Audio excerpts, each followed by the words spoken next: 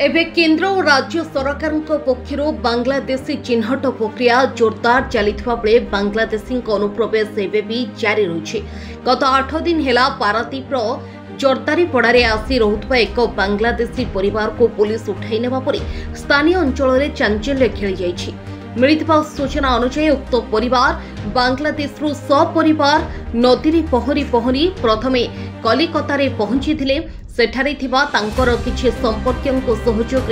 पाखापाखि 1 मास रहिबा परे पारादीप जर्दारीपड़े रहुवा तांको संपर्कियों सहयोग बस जोगे 8 दिन तले पारादीप पहुंची एक भड़ा घर नहीं रोते। एभली घटना बारंबार घटुवा बेले एठारे रहुवा किछि बांग्लादेशी परिवार सेमानकु आनी एठारे रहिबार व्यवस्था कराई देउछंती। किछि दिन समाने विभिन्न बस्ती रे भड़ारे रहिबा परि विभिन्न सरकारी स्थान रे घर करी स्थायी बासिंदा होइछिबा सहित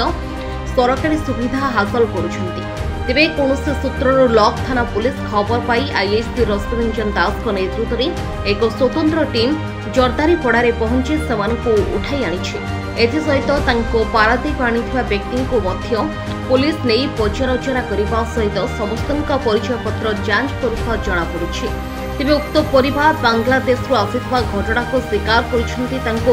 आश्रय देइथिबा तांको संपर्कीय हैगी कहला तो सेठी जदी काम धाम हबो मते टिके नै चले मो दुईटा छुआ नै कि हैरान होची ए कहला ताहेले चलो सेठी जाईगी आ काम धाम करिगी चलिबो ए ओडिसा रे करिगी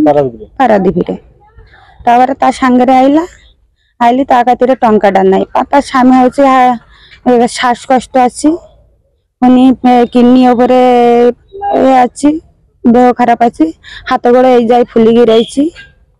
तापर से आसिक बतम दुख कला करी मो घरे 8 दिन रहा 4 जन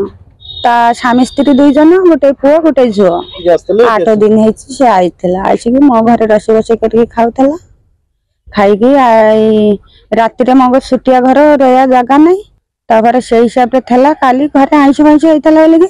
मुझे आँचटा देती सी आज ये रसोई करला मो आँच गुल फुल आनिकी एठी मोर खरा बेले खाया को बइछि मु खाइनी सेते सार माने आसिक पहुंचाइला से माने कहछि मते एठी गुली करके मार दियो माने मो से पाठान देश को जीविनी मो झा